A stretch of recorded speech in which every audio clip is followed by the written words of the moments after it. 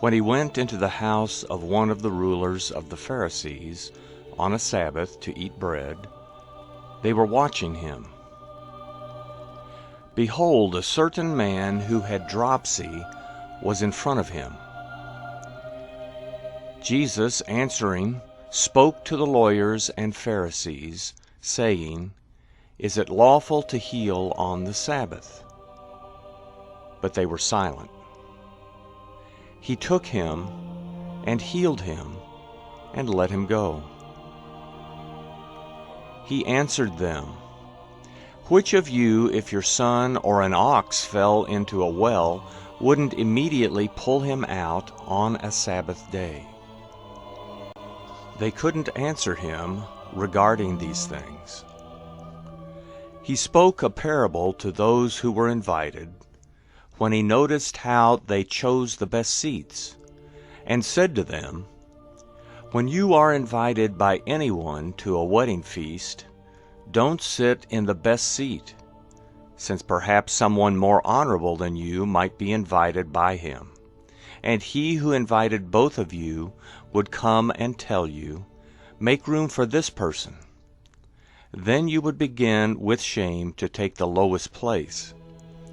But when you are invited, go and sit in the lowest place, so that when he who invited you comes, he may tell you, Friend, move up higher. Then you will be honored in the presence of all who sit at the table with you.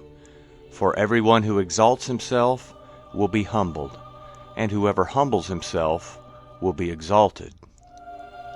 He also said to the one who had invited him, When you make a dinner or a supper, don't call your friends, nor your brothers, nor your kinsmen, nor rich neighbors, or perhaps they might also return the favor and pay you back.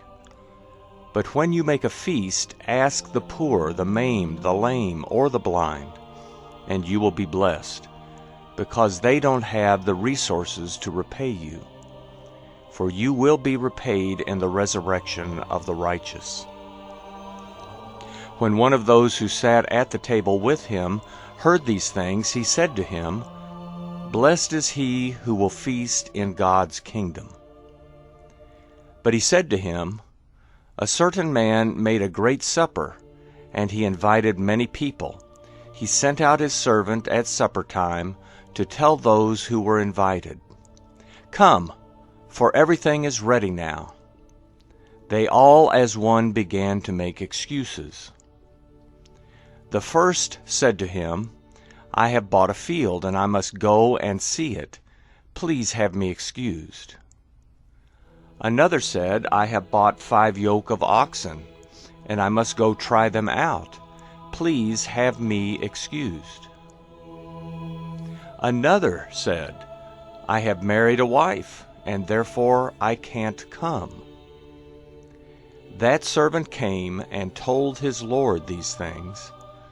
Then the master of the house, being angry, said to his servant, Go out quickly into the streets and lanes of the city, and bring in the poor, maimed, blind, and lame. The servant said, Lord, it is done as you commanded, and there is still room. The Lord said to the servant, Go out into the highways and hedges, and compel them to come in, that my house may be filled. For I tell you that none of those men who were invited will taste of my supper. Now great multitudes were going with him. He turned and said to them, If anyone comes to me and doesn't disregard his own father, mother, wife, children, brothers, and sisters, yes, and his own life also, he can't be my disciple. Whoever doesn't bear his own cross and come after me can't be my disciple.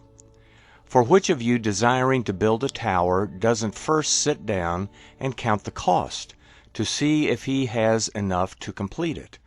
Or perhaps when he has laid a foundation and is not able to finish, everyone who sees begins to mock him, saying, This man began to build and wasn't able to finish.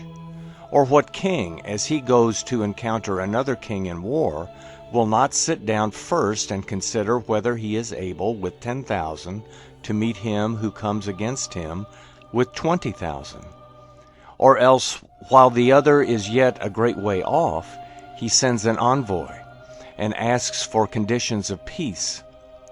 So therefore, whoever of you who doesn't renounce all that he has, he can't be my disciple. Salt is good, but if the salt becomes flat and tasteless, with what do you season it? It is fit neither for the soil nor the manure pile. It is thrown out. He who has ears to hear, let him hear.